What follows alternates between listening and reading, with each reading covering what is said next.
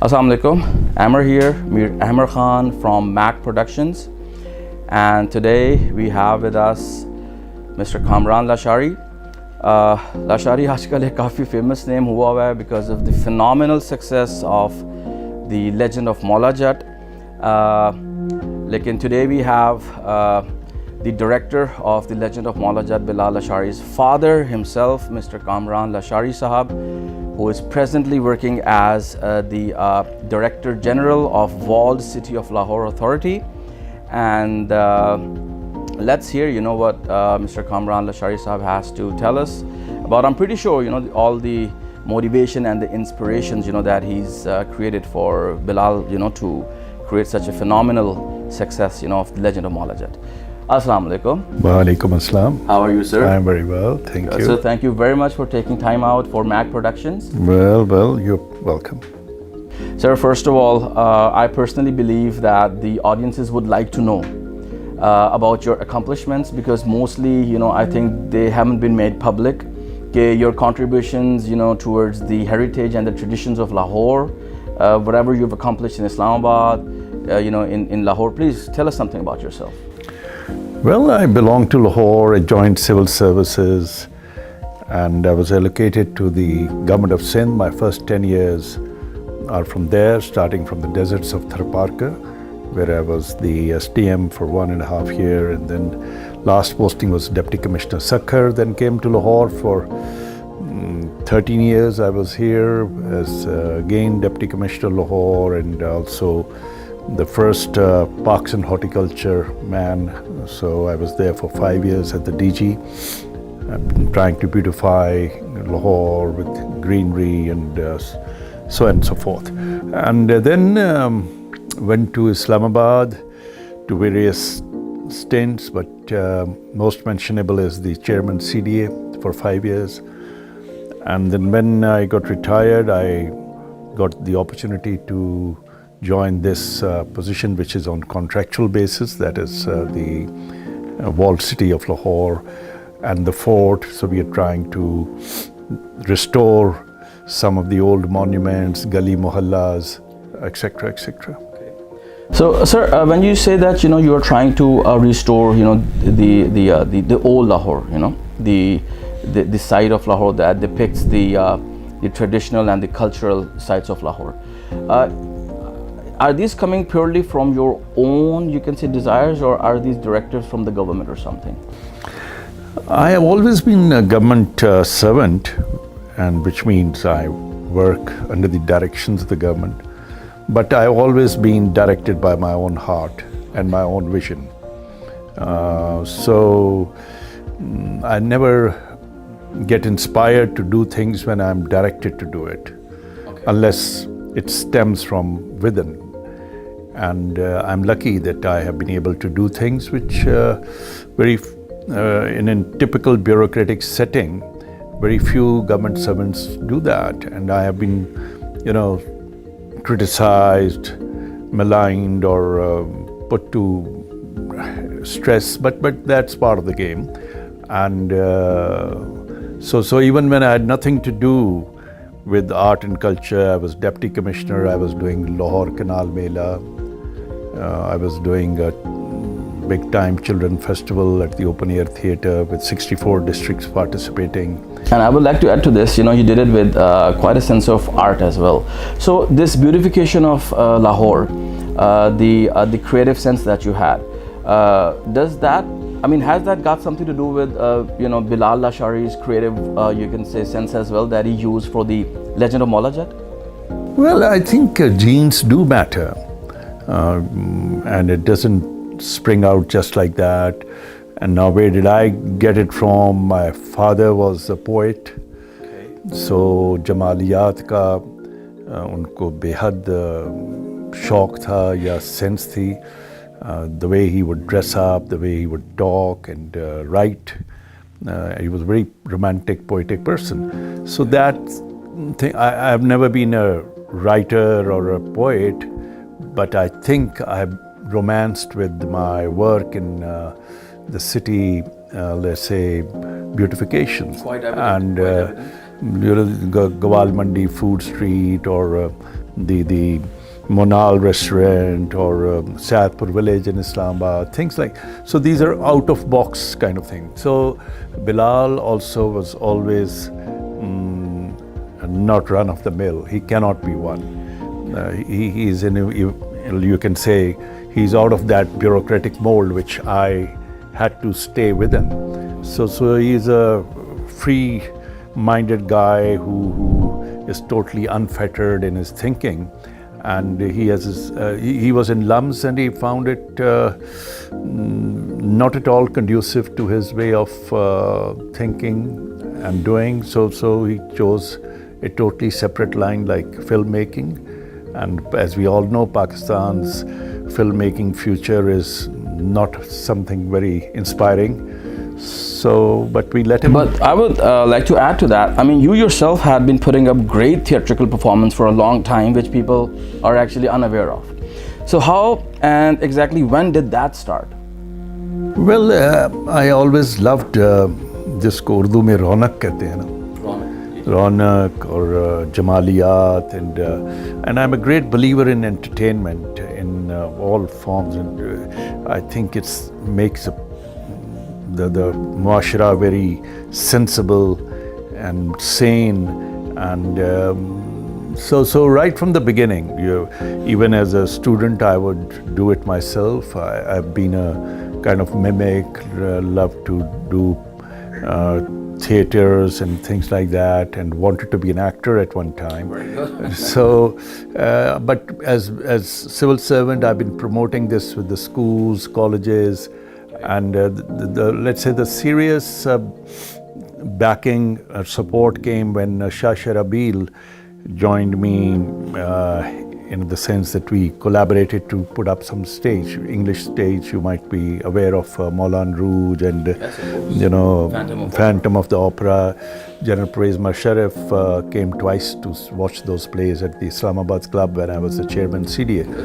So, and a lot of these boys, including Hamza Abbasi, they are the product of those times when we were supporting the English drama in Islamabad. Okay, good. So, sir, talking about performing arts, right? May I ask, like, what's your favorite genre, of performing arts? Well, I think one thing where Pakistan lags is not singing or acting, it is performing arts. It's become almost embarrassing to see. People do not know how to dance. So some mime, some skit. May I please ask, sorry to cut you out. As you said that you think that in our, you can say, society, people don't know how to dance. Is that one of the reasons why the Legend of Maulajad did not have a lot of, you can say, dance sequels? I mean, is that the problem? I don't think so. Bilal would know better, but when I would question him, why aren't you putting dances or songs, and he said, not like a typical Punjabi film. Yes, so what was his answer? He said the theme of the movie doesn't allow that. Commercially, yes, masala karna hai, it's something different. But when I'm talking and conveying a very serious, dark movie, then how do you fit in dances into that? I won't like to do that. But I hope Pakistan learns to dance. Well, I sure wish that happens anytime soon. I don't know. But so, sir, also let me ask you, like, according to you, which part in a performance, both off and on set, you think is the most important for a project's success? I think one is a team building. We don't realize its importance, but that's so very important that all pieces have to fall together, and whosoever is the manager or the director, but he has to carry the whole team along and build a spirit to his directed everybody's energies and skill toward one end, that is his vision or his goal.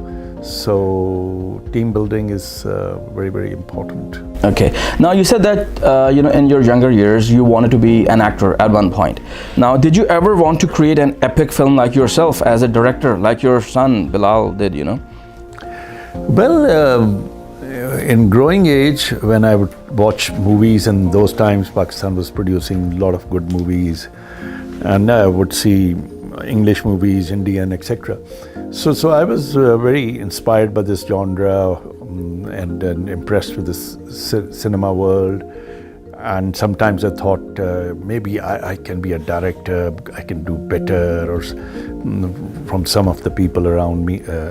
And even as I said, I wanted to be, but never got the chance, and never took it serious also. Okay, but it did cross my mind a few times. Okay, so talking about that, you said that you did, have this, idea that you might want to direct a film. Let's say if you had directed a film, which genre you would have preferred? Would it have been like a science fiction or action or horror? Pakistan has not produced a lot of horror films, but since you are a man of, you can say, creativity, as I've noticed. So what genre would you have picked yourself as a director? Either action or romance, not horror or science. Is that because of the commercialism and the masala that our society is? Not really. No, not at all. Something which I think my heart and mind can connect to. So these are the genres where I think I can get inspired to produce something. But now it's the younger generation, my son and people like you, who have to move forward. I'm not toying with this idea anymore. It was once. We could always, take a lot of directions from you, a lot of guidances from you. Well. Kamran Sahab, let me ask you, who's your role model and why? That's not easy to answer, but I look around myself, this world and region. I keep reading history. That's most of the books that you see around, and trying to examine why and how our Muslim world in general and Pakistan in particular hasn't been able to realize its true potential. And no evolution? So that way people who inspire me are Mahathir, Lee Kuan Yew, and Erdogan, people who have been able to change the destiny of their country and of their people. And serve as a motivation and inspiration for a change. By the way, Bilal has, somewhat, he's done that. Okay, sir, and what are the main obstacles you think that hinder the promotion? Now, this is the tricky part. The promotion of young and aspiring artists in Pakistan. You see, art and culture is a matter of one's attitude or beliefs. It's part of that. If our beliefs are such that they are rigid, they're orthodox, and they do not give much space to something new, arty, innovative, and then that society will produce only restricted number of artists. And so these are the challenges which, as a society, we have to bring a change in ourselves to accept more and more of different methods of expression, more freedom of thought. That being said, do you think that there is a lacking of support, at a provincial and a national level, by the government or something? It's not, you see, what support can government lend, I am not sure. Like any platform that where people could express themselves artistically. There could be academies, there could be schools. Like there's Coke Studio, this kind of initiative. But that's not again the government which has done it. So, exactly. So there's no credit to. An initiative like Coke Studio, do you think it should have come from the government rather than private, you can say, entities? You see, the government can only and should only set a certain norm or a culture or a field, but let people do it on their own. And what can the government do? One is revisit its syllabus that it is teaching the children. Is it rigid, or does it promote openness and harmony? It should make it compulsory with the educational institutions to introduce art and cultural things. Why not music? Why not piano playing? Why not theater and things like that? Okay, and sir, do you have any message for the bureaucrats and especially the aspiring artists of Pakistan?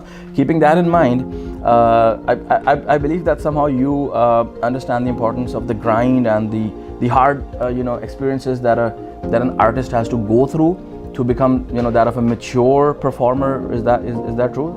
Well, I think the road to success or excellence is always a hard one. It's not easy. You will get into many obstacles and problems and issues. Now that's the test of the one who is traversing or treading that path. You have to have that passion, that will, and that belief in yourself and your project. So that is what I messages to the artist. If I start telling you what Bilal had to go through for 9 to 10 years, I tell you I'm a very supportive father, but even I was getting absolutely frustrated. So it's not easy. People just see 2.5 hours movie.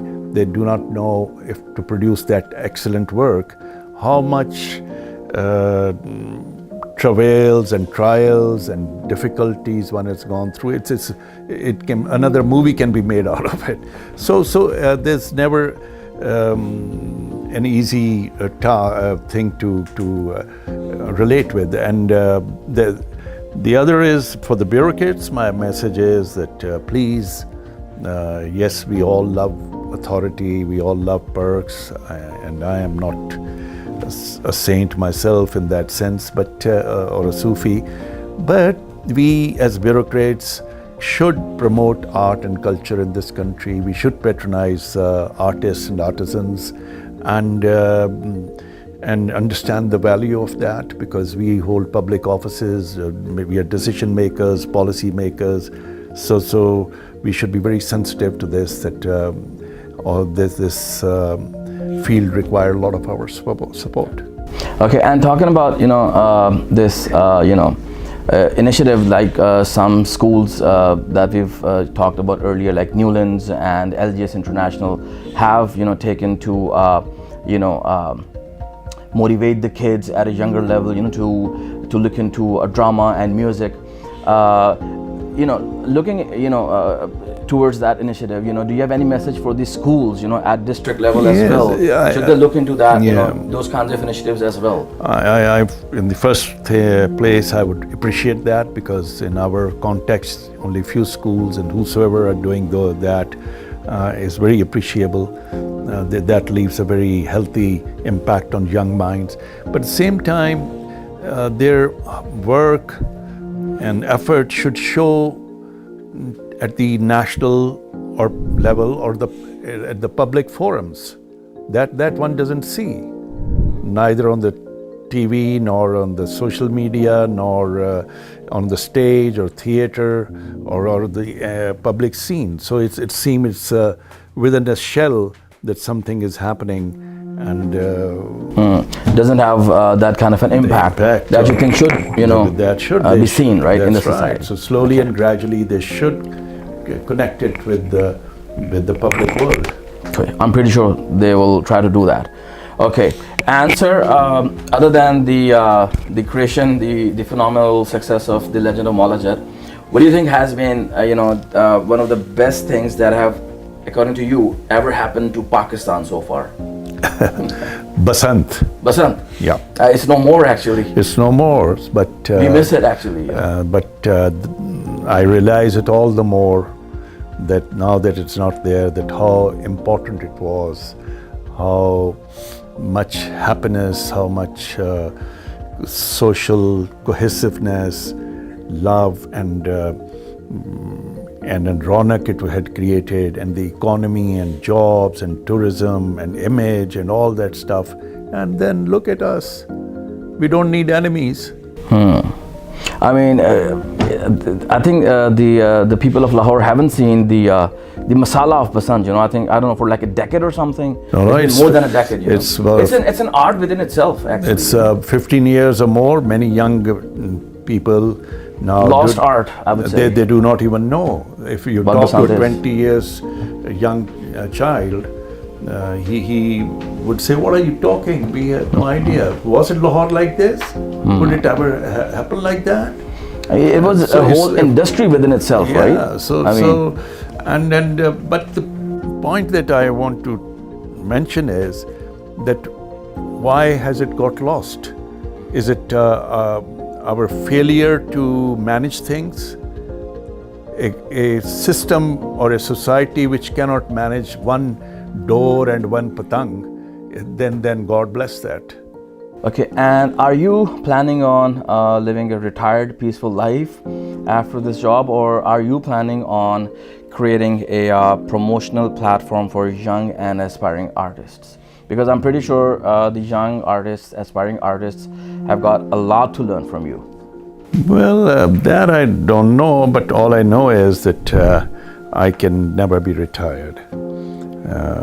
I think sitting back, idle or easy and relaxed is not part of me. That's not in my system.